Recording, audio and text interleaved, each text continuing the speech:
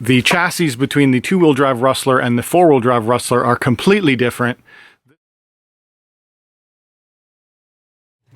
Hello folks and welcome to Netcruzer RC. Today I've got an unboxing for you and it's something that I've wanted since they first announced it.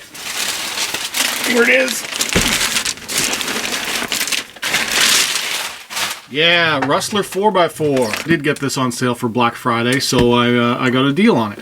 I picked this up from Big Boys with Cool Toys, so shout out to them for doing good Black Friday sales.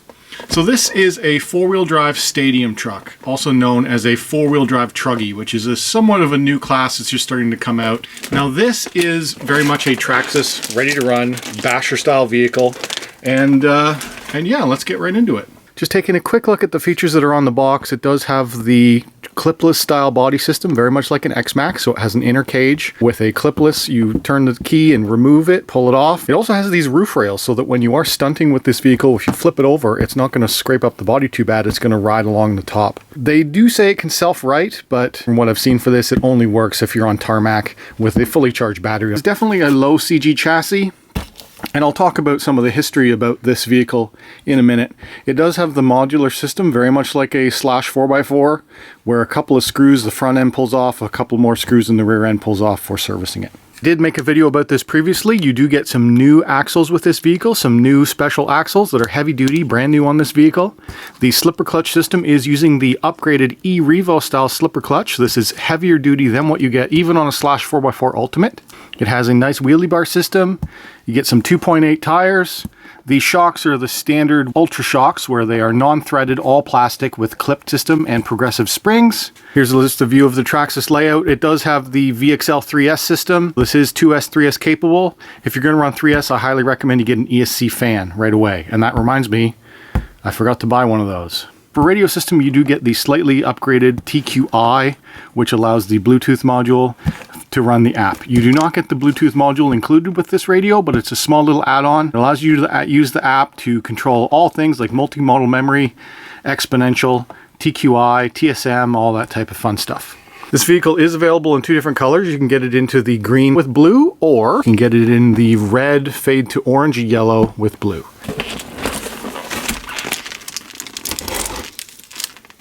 All right, here we come, out of the box.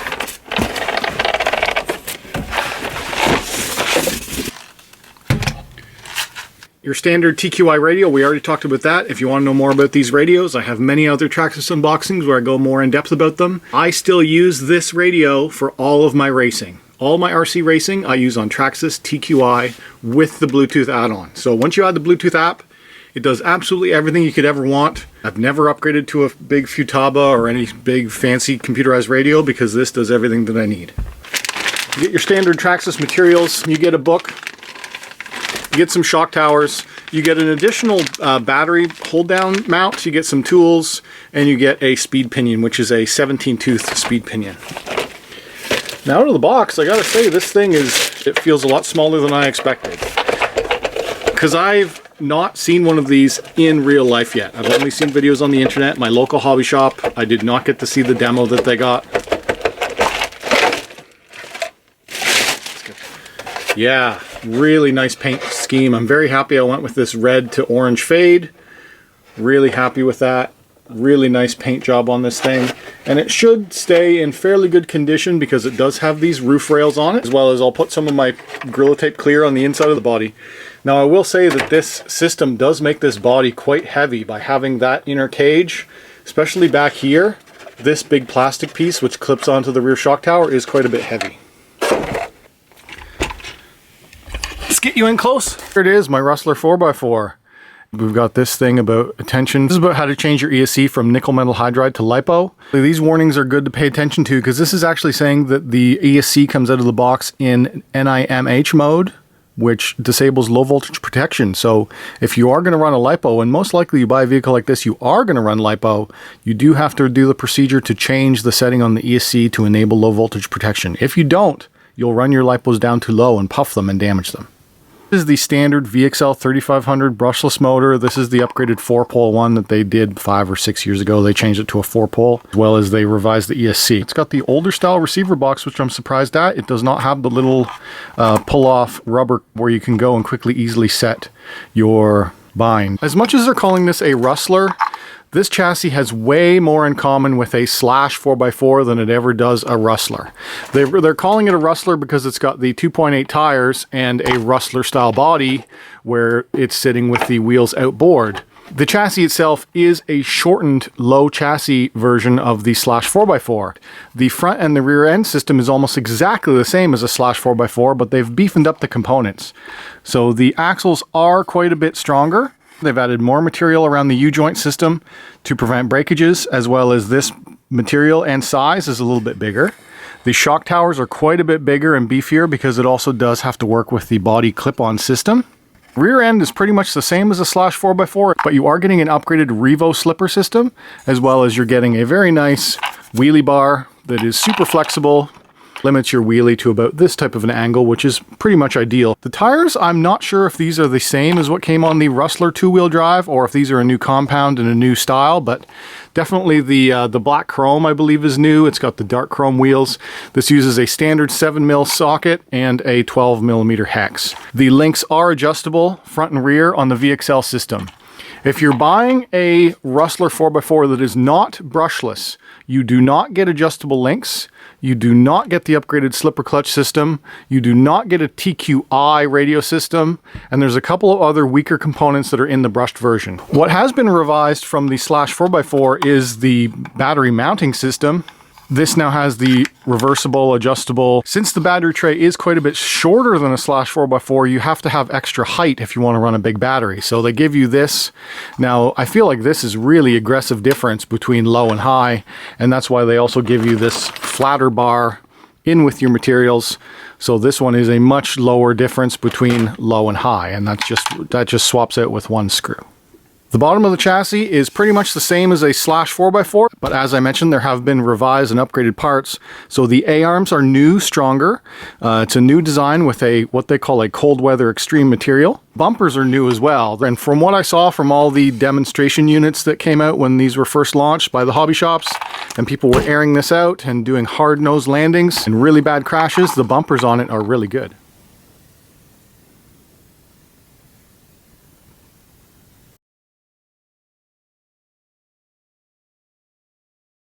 Just quickly, I wanted to give you a size comparison of the Rustler 4x4 VXL versus a Traxxas Slash 4x4 VXL.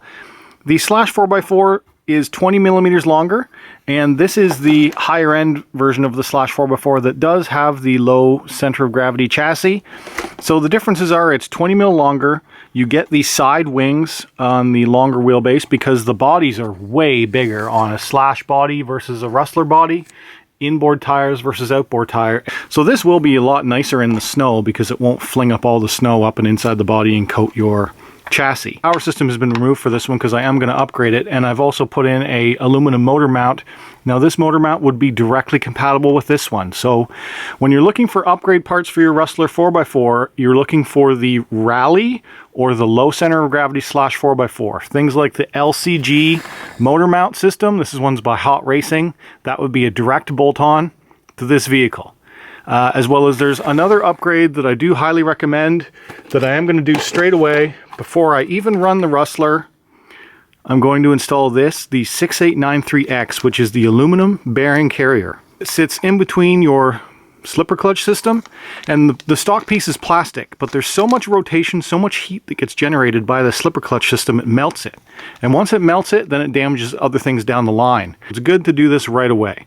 So it's 4 bolts, 5 bolts, 1, 2, 3, 4, 5. Pull the back end off, pull the slipper clutch system out, and put in this aluminum piece.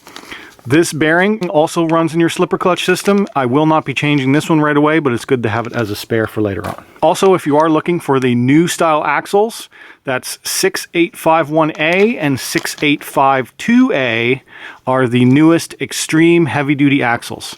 And I will be putting these through their paces. I will not be upgrading to X duties or CVDs or metal drive shafts anytime soon. I'm going to see, are these new revised axles truly any better than the old ones? I found that the stock axles on the Slash 4x4 on 3S would not hold up, so that is why they did revise them on this, especially when you have a bigger tire.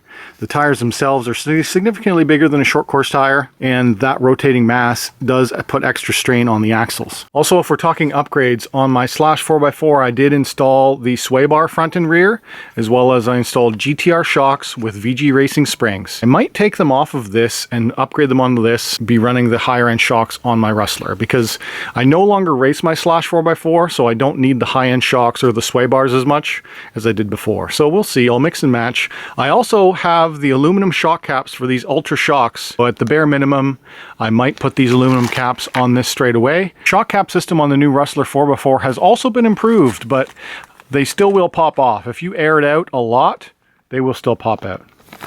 So it looks to me like the spring rates are different. I'm gonna have to look up the rates for this, but on the Rustler 4x4 we get blue on the front and red on the rear, and on the Slash 4x4 we had black on the rear and black on the front for spring rates. So I'll have to look up the color chart to see what the difference is. I have noticed in videos that I've watched on the Slash 4x4 that it does chassis slap a bit more, so I wonder if black is harder or softer. We'll soon find out. I'll have to go look that up. Also, I just want to show you another size comparison of Rustler 4x4 versus Arrma Granite 4x4. These are probably the most comparable vehicles on the market right now. They have the same wheel base. The Granite 4x4 has a bit bigger tires, but these are still both considered 2.8 tires. These are 2.8 tires, and these are 2.8 tires. This is actually running the VXL 3S system, as mentioned. The drive shaft and stuff is all plastic in this. The axles are very beefy, very much the same type of vehicle. Shocks on the Traxxas are better than the shocks on the Granite. Comes to actually design and fit and features and price and value for money, the Granite 4x4 is hard to beat, especially the Granite 4x4 BLX system with Arrma's new brushless system, all the beefed up internals. Hard to beat. What you're adding with Traxxas is you're getting the TSM TQI system, which adds the gyro stability built into the receiver so that it will help you keep the vehicle track straight and avoid spinouts. Also, you get multi-modal memory. You do not get any multi-modal memory with Arrma vehicles. Body-wise, they're very much similar, same size, just different style. This one's a truck-style body. This one's more of a race-style stadium truck body. But they are mix and matchable, it seems. If this had traditional body posts, there's the Rustler 4x4 body on the Granite, and there's the Granite body on the Rustler. Very, very cool. Rustler is a lot lower slung, definitely a lower center of gravity, more for speed. This one is just more for general bashing. Now I just want to talk a little bit about Rustler heritage. This is a Traxxas Blue Eagle LS2. This is the great-great-grandfather of the Rustler.